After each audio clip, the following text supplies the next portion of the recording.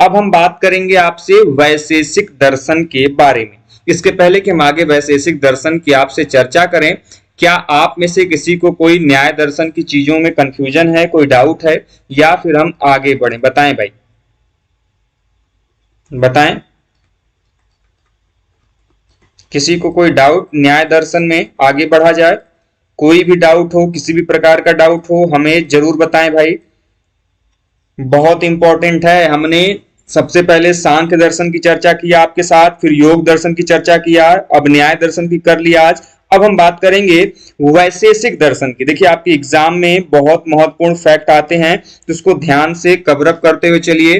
तो आपको सबसे बड़ी चीज मैं बार बार कह रहा हूं, जो भी मैं चीजें पढ़ा रहा हूं वो बुलेट पॉइंट में पढ़ा रहा हूं।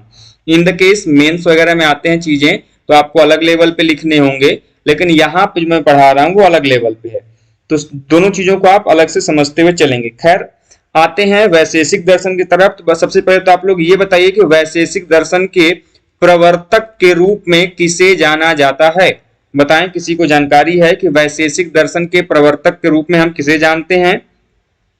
हमने आपको क्लास के दौरान चीजों को बताया था कि वैशेषिक दर्शन के प्रवर्तक के रूप में किसे जाना जाता है। बताएं भाई, किसी को कोई जानकारी?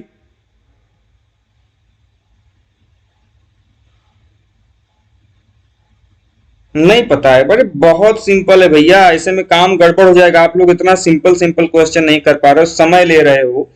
हमने आपको वैशेषिक मीमांसा, जिसको हम लोग पूर्व मीमांसा कहते हैं, और वेदांत, जिसको उत्तर वेदांत कहते हैं, तो उत्तर मीमांसा कहते हैं, चीजों को बताया था। तो जो वैशेषिक दर्शन है, इसके आपके जो प्रमुख प्रवर्तक के रूप में जाने जाते हैं, वह जाने जाते हैं कणाद मुनि। कौन जाने जाते हैं भैया? कणाद मुनि। ठीक है, कणाद मुनि, या फिर इनके तीन प्रमुख नाम है। एक तो हो गया कणाद मुनि, दूसरा हो गया उलुक, और तीसरे जो हैं वह जाने जाते हैं काश्यप मुनि। ठीक है, काश्यप।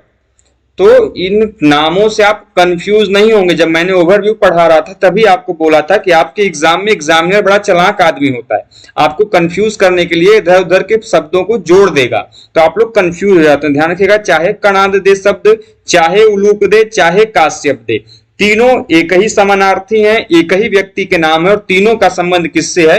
यह है आपके वैशेषिक दर्शन से। इन्हीं को वैशेषिक दर्शन के प्रवर्तक के रूप में हम सभी जानते हैं। अब देखिए, वैशेषिक दर्शन से संबंधित किसी पुस्तक का नाम बताइए भाई।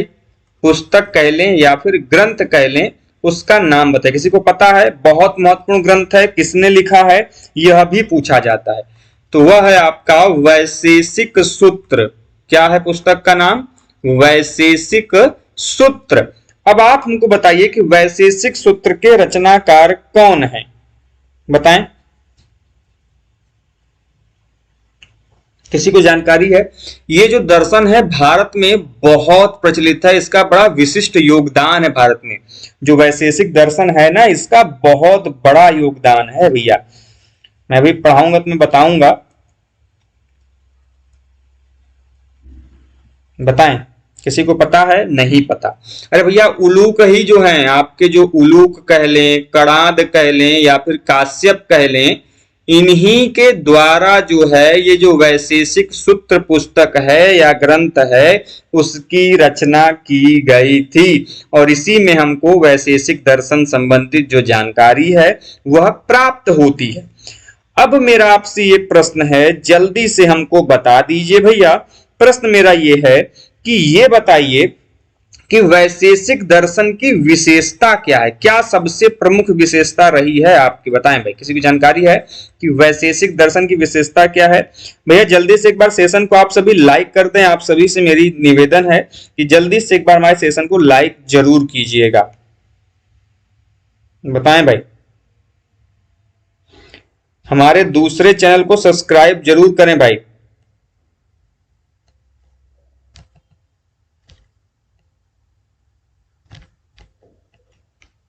चलिए, विशेषता क्या है तो ध्यान से सुनिएगा, है बड़ा इंपॉर्टेंट। भारत में आप सभी ने एक कॉन्सेप्ट सुना होगा परमाणुवाद का। किसका कॉन्सेप्ट सुना होगा? परमाणुवाद का। ठीक है, परमाणुवाद का कॉन्सेप्ट आप सभी ने सुना होगा। तो जो उलुक हैं, जो कणाद हैं, भारत में उलुक या फिर कणाद को ही भारत में परमाणुवाद की स्थापना का श्रेय दिया जाता है और इन्हें ही भौतिक शास्त्र के आरंभ का श्रेय दिया जाता है। ध्यान रखिएगा, परमाणुवाद कह लें या फिर भौतिक शास्त्र कह लें, भारत में इन दोनों के आरंभ का श्रेय, स्थापना का श्रेय किसे जाता है? तो ध्यान रखिएगा, ये जो उलुक मुनि हैं, कणाद मुनि हैं, इनको जाता है और इन्होंने ही भारत में वैशेषिक दर्शन के अंतर्गत भारत में पहली बार परमाणुवाद की चर्चा की, उसकी स्थापना की। साथ में दोस्तों जो भौतिक शास्त्र है इसकी भी चर्चा उन्होंने किया। इसीलिए दोस्तों भारत में परमाणुवाद की स्थापना का श्रेय और भौतिक शास्त्र का श्रेय किसे जाता है? दोस्तों ध्यान रखिएगा, यह उलुक मुनि या फिर कणाद मुनि को जाता है। दोस्तों हमारे जो नया यूट्यूब चैनल है CUET अड्डा पॉइंट, आपके पास कमेंट बॉक्स में दिख रहा होगा, आप सभी उस पर जाएं, जरूर शेयर करें दोस्तों, उसको चैनल को सब्सक्राइब करें, साथ ही बेल आइकन को प्रेस करें दोस्तों, क्योंकि आपके पास वहां पे CUET संबंधित चीजों को आप वहां पे जान समझ और पा सकते हैं।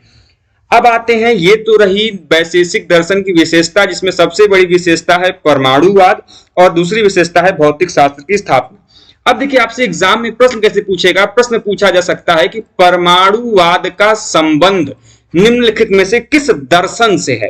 तो ध्यान रखिएगा, जब भी कभी ऐसा प्रश्न आपको एग्जाम में दिखाई दे तो ध्यान रखिएगा परमाणुवाद का संबंध किससे है? वैशेषिक दर्शन से है। ठीक है, और परमाणुवाद का स्थापना किसने किया? भारत में परमाणुवाद की स्थापना का श्रेय किसे जाता है? तो ध्यान रखिएगा, परमाणुवाद की स्थापना का श्रेय जाता है कणाद मुनि को या फिर उलुक को। ठीक है, कोई भी नाम आए आप कंफ्यूज नहीं होंगे। अब देखिए, इसमें एक से बढ़ के ये जो दर्शन है भारत में, ये बहुत प्रचलित हुआ, इसमें एक से बढ़ के एक कॉन्सेप्ट है। ध्यान से समझते जाइएगा, आपको बहुत नई जानकारियां इसमें मिलने वाली हैं। मान्यताओं की बात करते हैं भाई, कि क्या क्या मान्यताएं हैं वैशेषिक दर्शन की, क्या कुछ इसमें मानती चीजें। ठीक है, तो ये जो वैशेषिक दर्शन है, यह इसकी मान्यता थी कि ये 5 विशेष पदार्थ होते हैं जिनके मेल से ही कोई नई वस्तु बनती है। जो भी कोई नई वस्तु का निर्माण होता है, यह 5 पदार्थों के मेल से होता है। 5 विशिष्ट पदार्थ होते हैं, इन्हीं पदार्थों के मेल से जो है वह क्या होता है? किसी नई वस्तु का निर्माण होता है। अब वो 5 पदार्थ कौन है? आप सभी लोग जानते हैं, बहुत तेज तर्रार आदमी है, आप सभी लोग जानते हैं, जिसको हम लोग पंच महाभूत बोलते हैं। आप लोगों ने सुना होगा, यदि थोड़ा भी फिलॉसफी पढ़ा होगा, प्रभु वचन सुना होगा, सत्संग सुना होगा, तो यहां पर पंडित जी लोग इस शब्द बोलते हैं पंच महाभूत। क्या बोलते हैं? पंच महाभूत। वो शब्द आपको ध्यान में रखना है। कैसे भैया वो पंच महाभूत हैं, कौन कौन से? ये बहुत इंपॉर्टेंट है, ध्यान से समझते जाइएगा। पंच महाभूत के नाम आपको ध्यान में रखने हैं। आपके एग्जाम में प्रश्न पूछा जा सकता है। प्रश्न क्या पूछा जा सकता है कि जो पंच महाभूत हैं, इनकी चर्चा कहां पर मिलती है? किस दर्शन के अंतर्गत पंच महाभूतों का वर्णन किया गया है? तो मेरे भाई ध्यान रखिएगा, इसका वर्णन हमको वैशेषिक दर्शन में मिलता है। तो उनके नाम क्रमशः याद कर लीजिए। पृथ्वी, सबसे पहला पृथ्वी। ठीक है, दूसरे दर्शन की तरफ चलते हैं। दूसरा दर्शन है आपका आकाश। ठीक है, आकाश। तीसरा है आपका जल। क्या है? जल। और चौथा है आपका पवन, पवन। और पांचवा है आपका अग्नि। आप लोगों ने नाम सुना होगा भाई, सिंपल सा कॉन्सेप्ट है। किसी वस्तु का निर्माण इन 5 महाभूतों से होता है, जिसको हम लोग पंच तत्व भी कहते हैं। ध्यान रखिएगा, कई बार एग्जाम में कंफ्यूज करने के लिए पंच महाभूत या फिर पंच तत्व देगा, तो कंफ्यूज नहीं होंगे।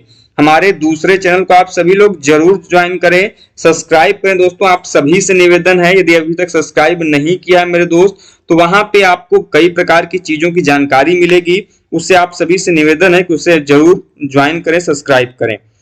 आगे बढ़ते हैं दोस्तों अपने पॉइंट पे, कि पंच महाभूत जिससे किसी भी नए वस्तु का निर्माण होता है, वो क्रमशः पृथ्वी, आकाश, जल, पवन और अग्नि के रूप में जाने जाते हैं।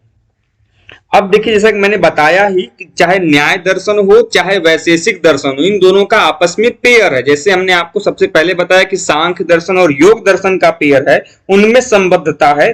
ठीक उसी प्रकार न्याय दर्शन और वैशेषिक दर्शन में भी समानता है। ठीक है।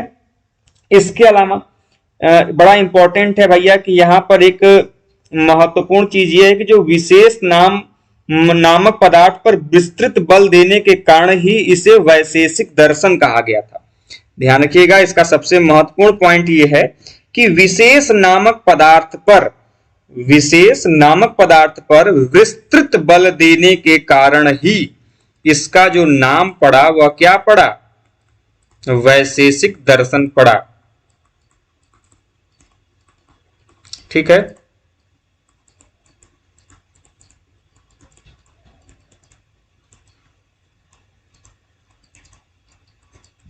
ध्यान रखिएगा।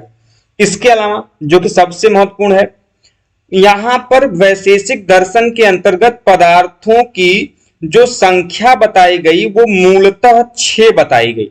कितनी बताई गई? 6। ध्यान रखिएगा, आपके एग्जाम में बड़ा महत्वपूर्ण ये पॉइंट है, पदार्थ की मूलतः संख्या वैशेषिक दर्शन के अंतर्गत कितनी बताई गई है? तो 6 बताई गई है। 6 के नाम आप ध्यान में रखेंगे बाबू। कौन कौन से हैं? तो वो हैं आपके द्रव्य, पहला द्रव्य। दूसरे की तरफ चलते हैं तो दूसरा है आपका गुण। तीसरा आपका है महत्वपूर्ण विशेष। ठीक है, द्रव्य, गुण, विशेष, 3 हो गए। चौथे की तरफ चलते हैं, चौथा है आपका द्रव्य हो गया, गुण हो गया, विशेष हो गया, कर्म।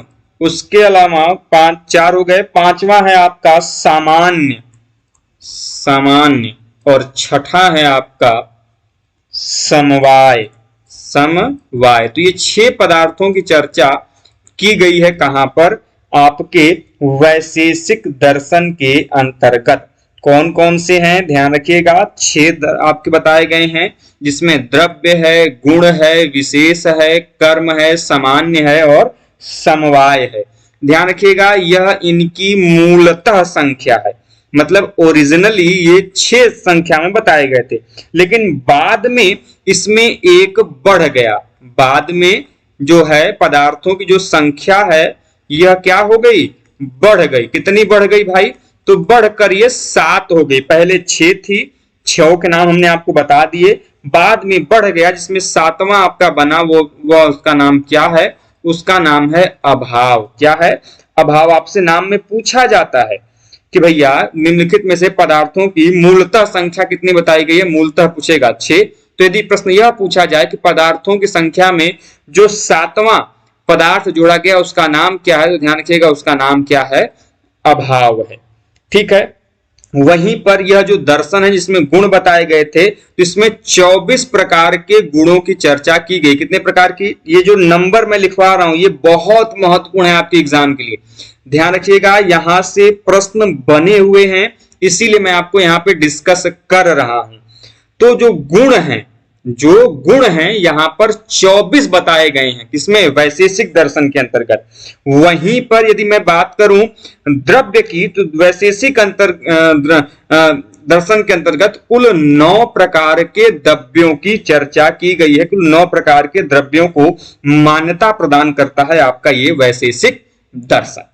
तो ठीक है, इस प्रकार से आपने ये जाना कि वैशेषिक दर्शन के अंतर्गत पदार्थों की जो मूलतः संख्या थी वो 6 थी, जिसमें आपके द्रव्य, गुण, विशेष, कर्म, सामान्य और समवाय की चर्चा की गई थी, उनको मान्यता दी गई थी। लेकिन बाद में इनकी संख्या एक बढ़ के 7 हो गई, जिसमें अभाव को बाद में जोड़ा गया। तो कुल कितने हो गए? 7 पदार्थ की मूल संख्या हो गई बाद में।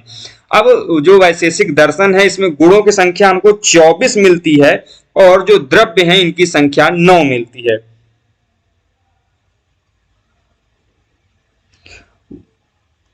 1 मिनट। हाँ, आप क्या प्रश्न पूछ रहे हैं? यदि देखिए वहां पर प्रश्न 2 प्रकार से पूछा जाएगा। यदि प्रश्न ये पूछेगा कि किसी वस्तु के निर्माण में जो है वो निर्माण के लिए यदि पदार्थों की चर्चा पूछेगा, किसी वस्तु के निर्माण के लिए पदार्थों की चर्चा पूछेगा, तब आप लिखोगे पंच महाभूत 5 है। यदि किसी पदार्थ की संख्या पूछेगा उसके स्वरूप के आधार पर, तब आप बताओगे कि वहां पे मूलतः संख्या उनकी 6 थी। आप प्रश्न के आधार पर इस क्वेश्चन को कर लेंगे।